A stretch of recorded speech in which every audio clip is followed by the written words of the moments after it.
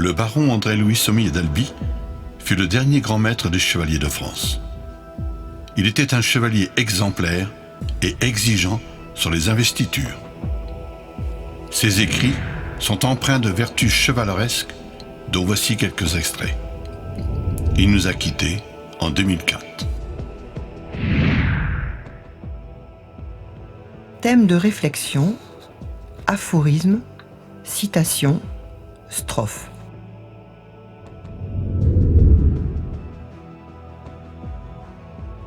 Je veux que l'on sache qu'à travers cet homme et ses propos, que j'ai fait semblant d'ignorer pendant des années, j'ai mis en application ce qu'il théorisait avec tant de passion à son insu. Aujourd'hui, je lui dois une grande partie de mon savoir. Merci André. Un singulier pluriel ou les mots des mots. Toi, qui de ta lance du verbe fais éclater les mots, je te remercie des mots. Être chevalier. La raison ne donne pas nécessairement la satisfaction que réclame l'intelligence pour se mettre d'accord avec le cœur. Savoir qu'on ignore est une connaissance inépuisable. Celui qui n'ose s'attaquer à ce qui est mauvais sait mal défendre ce qui est beau. L'intelligence ne nous a été donnée que pour mieux comprendre notre ignorance. Elle est ce levier des forces de vie qui ne doit pas devenir un facteur d'orgueil, mais un moyen de comprendre la vanité de l'orgueil. Le savoir ne serait-il pas la mesure de l'insondable ? La liberté, c'est le pouvoir de s'élever au-dessus des passions et des sentiments instinctifs. Les ordinateurs n'ont pas de conscience. Ils ne sont que des servants. Il n'y a pas de liberté, d'égalité. Il y a hiérarchie, cette harmonie du monde. Le monde offre une prodigieuse richesse. Il ne peut paraître terne. Reste à savoir comment le traverser dans l'ennui. Une seule réponse. Dès l'instant où nous projetons sur le monde notre propre médiocrité, l'ombre l'envahit et nous la renvoie multipliée. Ce n'est donc jamais le monde qu'il convient de mettre en cause, mais nous-mêmes. Faire, c'est d'abord trouver son plaisir à le faire. Sinon, là où il y a labeur, on cherche la sortie. L'infini passe toujours par un chemin, tout comme un mot porte en lui finalement l'infini. Ce qu'il faut être dur pour rester tendre. Au fil du savoir, je me suis habillé d'ignorance, à un point tel que, pour quitter ce monde, je me devrais d'être nu, pour ne point faire rougir le ciel. Le salut et notre perte sont en dehors de nous-mêmes. Comment ne pas remercier celui qui a dit « Quand on me contredit, on éveille mon attention et non ma colère.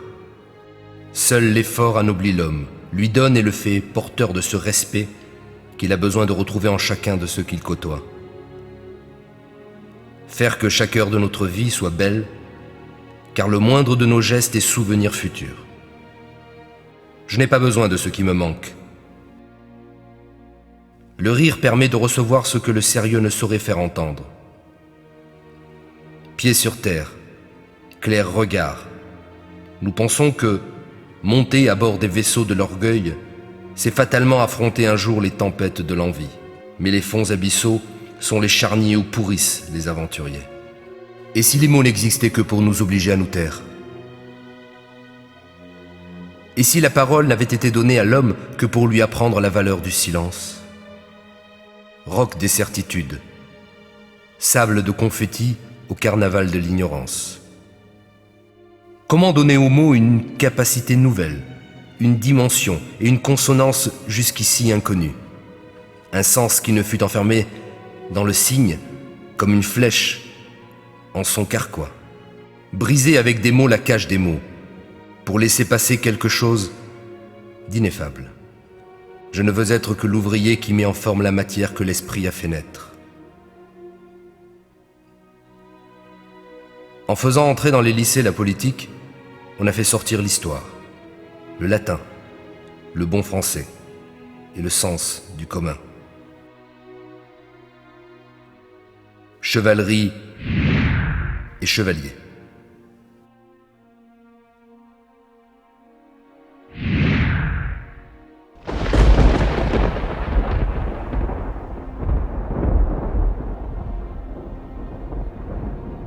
L'esprit chevaleresque est beaucoup plus important que les formes variables et parfois trompeuses où il s'est incarné hier, où il se manifeste aujourd'hui et où il s'exprimera demain. La chevalerie, au contraire de toute autre forme, est restée la jeunesse du monde, parce que justement, elle n'est que jaillissement, spontanéité. Qu'étant au-delà de tout calcul, elle est l'espérance de chacun. Au fil du temps, servir étant sa joie, elle reste comme elle fut, et restera à l'abri des souillures de l'homme.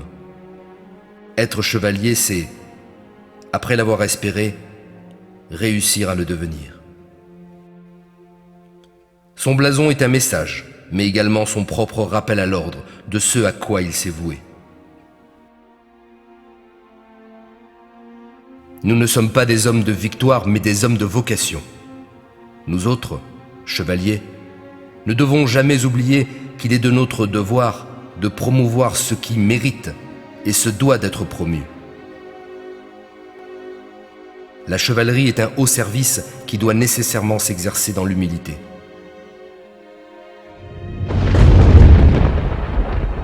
Notre fierté, en chevalerie, c'est la recherche de nos lignes de crête. Elle tisse notre vie de chevalier, et cette découverte de nous-mêmes devient notre nouveau style de vie. Notre manteau de chevalier n'est pas pour nous, mais pour les autres. Je réaffirme qu'il est le rappel visible et constant d'un invisible permanent qui, vivant en nous, éprouve le besoin de s'exprimer pour être vu, entendu, compris et vécu à son tour. Là où le chevalier vit, son manteau rayonne, sinon chacun reconnaît vite le porte-manteau qui est fait pour les placards, pour y mourir dans les poussières de l'indifférence. Comme hier, nous sommes aujourd'hui mieux que les hommes de demain. Nous sommes les hommes de toujours. Nous sommes les hommes patients, ceux-là même qui font survivre les nations. Telle est simplement notre force. Un homme de chevalerie est un être exigeant, plus pour lui-même que pour les autres, car il en connaît les dures servitudes. Toutes forces qui s'opposent sont des forces qui s'annulent. Le chevalier est un homme de paix. La chevalerie, pour moi, est un état naturel parce qu'elle fait appel et met en valeur celles qui sont en nous, à l'état potentiel. Entre chevaliers, le merci n'existe pas. Il fanerait le lys, ce lien superbe qui, par son parfum, comme un encens, relie le ciel à la terre, alors que sa pureté éclaire et réjouit les êtres. Un ordre de chevalerie n'est qu'un des seuils de la chevalerie. C'est celui qu'on franchit dans l'espoir d'y accéder, parce qu'il s'agit simplement du commencement, du bonheur et de la tourmente. L'entrée en chevalerie, c'est lorsqu'on a perdu toute trace de susceptibilité, tout orgueil, et qu'on est disponible, inconditionnellement, à servir. En un mot, lorsque on s'est rejoint. Dans l'empire de la foi, l'Église n'est qu'une province. La religion, c'est comme un tonneau. Il faut s'immerger totalement. Étant homme de foi, je n'ai pu rester un homme de religion, émergeant en permanence. J'ai dû quitter le tonneau. À nouveau, je vis. On a toujours raison de croire contre l'impossible, qu'il est possible d'être et de faire. Le désir secret de l'homme qui s'assouvit dans l'ascension mystique fait éclater tous les cadres.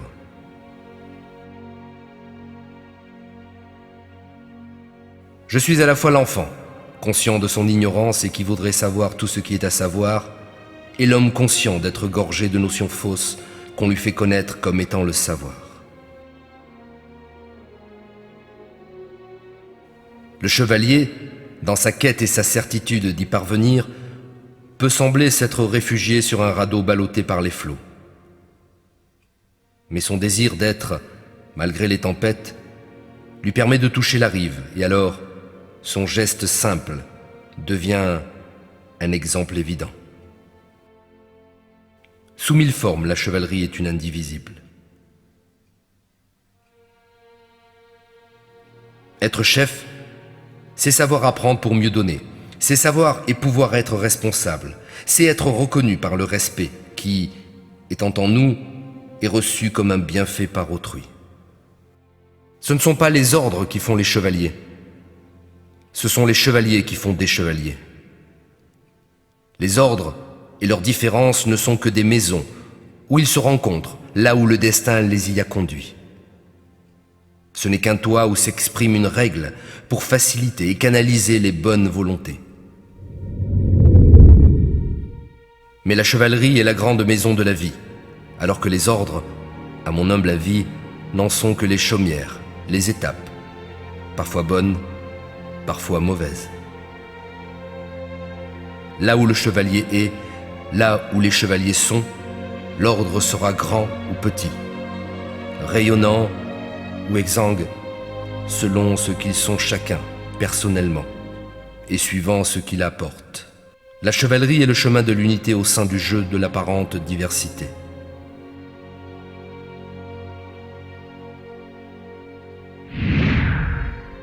Message à un chevalier.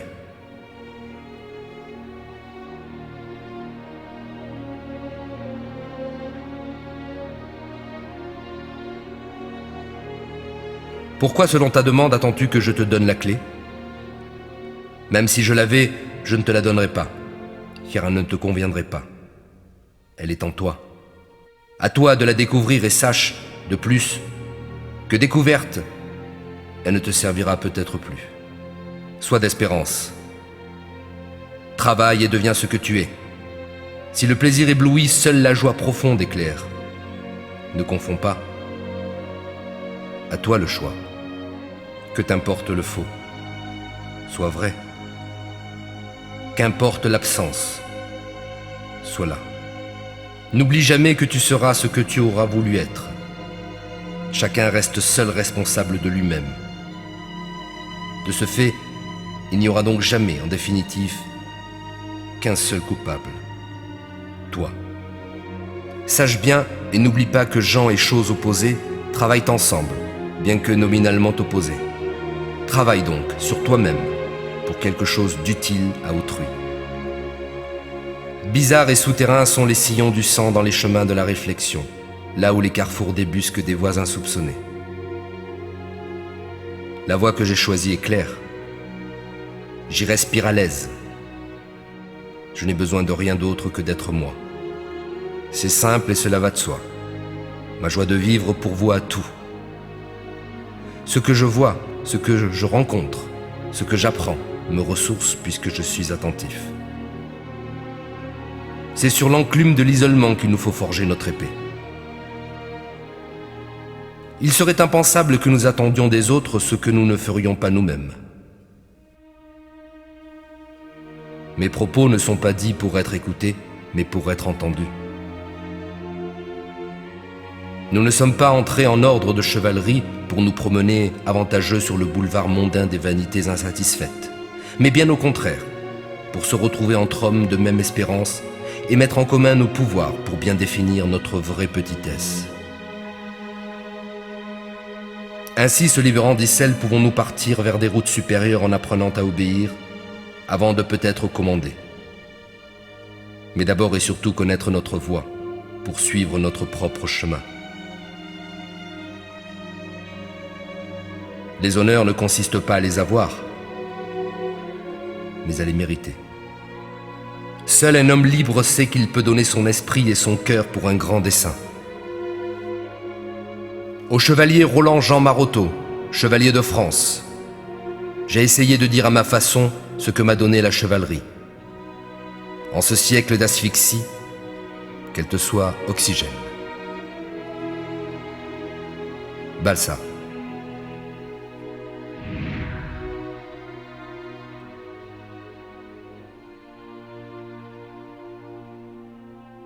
La cape. La cape du chevalier doit rester le signe exemplaire extérieur de son appartenance. Propre, sans tache, non chiffonné, ni aucune décoration ou insigne autre que la fraternité à laquelle il appartient.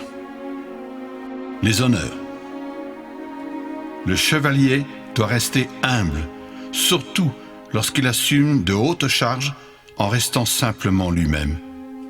S'il reçoit les honneurs pour ses tâches accomplies, il méprise les honneurs dans son fort intérieur. Car en fin de compte, les honneurs sont toujours faits pour les autres. Le combat, le chevalier est celui qui prend les armes pour combattre les inepties et les faux-semblants, faisant fi des opposants qui se complaisent dans la médiocrité. L'ego. Le chevalier n'a d'égal que son propre ego, avec lequel il doit constamment lutter, s'il veut devenir lui-même en toute humilité et non pas les autres épris de vanité. Servir. Être chevalier, c'est donner et non recevoir. C'est servir et non quémander. C'est avancer et non reculer. C'est être actif et non passif. C'est être pacifiste et non agressif. C'est être conciliant et non faiseur de troubles. Vertu. La jalousie, la calomnie et la haine sont les trois fléaux que rejette le chevalier, qu'il remplace par les trois vertus que sont la générosité, la sincérité, la courtoisie. Être preux. Le chevalier vit et meurt en prud'homme. À ce titre, il doit être un modèle pour tous, sans peur et sans reproche.